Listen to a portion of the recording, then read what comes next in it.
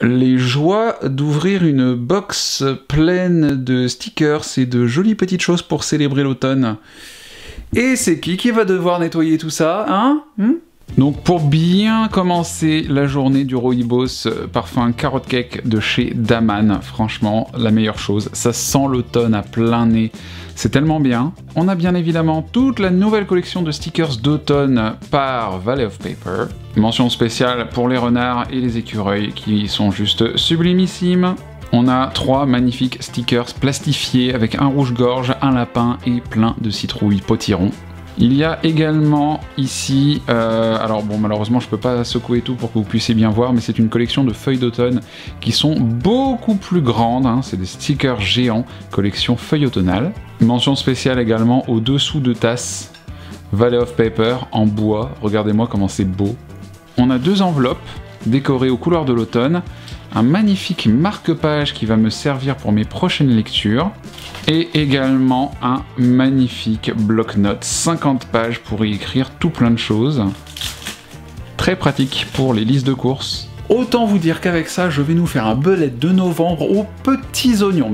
Des dessins qui m'ont clairement challengé. Voilà, c'était un vrai défi de réaliser ces 3 dessins pour aujourd'hui. Là, on est sur un niveau de satisfaction très faible.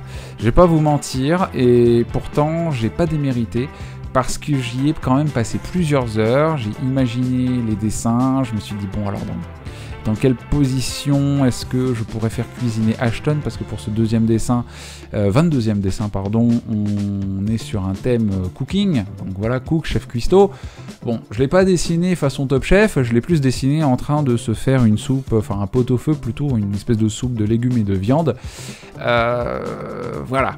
J'ai fait ce que j'ai pu, et en termes d'anatomie, c'est un peu une catastrophe, hein, on va pas se mentir, mais quelque part, je peux pas m'auto-flageller pour ça, parce que mon niveau de connaissance en anatomie, qu'elle soit humaine ou animale, ou encore mes notions de perspective, sont très, très relatives, hein. Donc, on peut pas faire des miracles avec un niveau de connaissance qui n'est pas suffisamment élevé. Donc ça ne sert à rien de se flageller pour ça, étant donné les circonstances. Donc je vais continuer d'apprendre. C'est pour ça que le Inktober existe aussi, hein. C'est pour pouvoir s'entraîner, se fixer un objectif, et je suis quand même très content de me dire que après 24 jours, eh ben, j'ai réalisé 24 dessins. Et puis en soi, j'ai quand même enfin réussi à dessiner une bonne patte. Magnifique! Celle-là, elle est belle. Là, je suis quand même content, très content de la réalisation de cette patte avec de petites griffes, parce que j'ai tendance à réaliser à dessiner des grosses griffes en général. Et puis cette main, quoi. Cette main, mais qu'est-ce que j'ai voulu faire? Sérieux, quoi. En fait, pour l'histoire, pour l'anecdote, j'ai photographié en fait ma main. J'ai voulu bien la dessiner, sauf que quand j'ai commencé à ancrer le dessin, je me suis rendu compte que la main n'était pas dans la bonne position. Voilà. Donc cette main restera légendaire, je pense. C'est la main légendaire.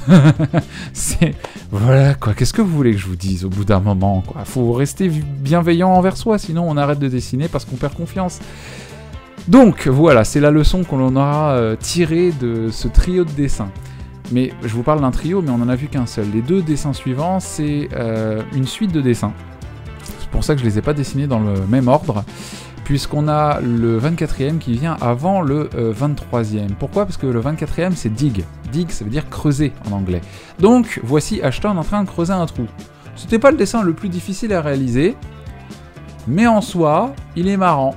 Parce que qu'est-ce qu'il va nous faire, Ashton? Parce que qu'est-ce qu'il va nous faire? Oui, oh, elle est très très française cette phrase. Qu'est-ce qu'il nous fait? Eh ben, il déterre quelque chose de déchiré. Et oui, parce que c'est le 23e thème. Le 23e thème, c'est RIP, R-I-P. Bon, R.I.P., Rest in Peace, hein, tout le monde connaît. J'avais pas forcément envie de dessiner une pierre tombale. Donc, RIP, ça veut dire, voilà, mettre en pièces, déchirer. Bah, du coup, c'est ce que Ashton a fait avec mon caleçon. Alors, comment est-ce qu'il a réussi à le trouver? Bah, je sais pas. Il est très curieux, hein, ce loup. Donc, voilà, il a pris un caleçon, et puis il a décidé de l'enterrer.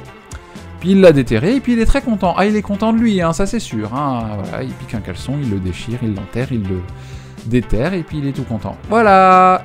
Bah voilà. Bah, en tout cas, c'est l'idée que j'ai eue en premier. J'ai trouvé ça marrant. RIP, rest in peace. En tout cas, c'est toujours plus drôle que de creuser une tombe. Hein. On est d'accord? On est d'accord? Pouce bleu si vous êtes d'accord, merci. En tout cas, mes loups, merci d'avoir regardé cette vidéo, plus courte que les autres, mais en tout cas riche en enseignements. Je vous embrasse très fort sur votre fumide et je vous dis à très vite pour de prochains dessins. Bye bye.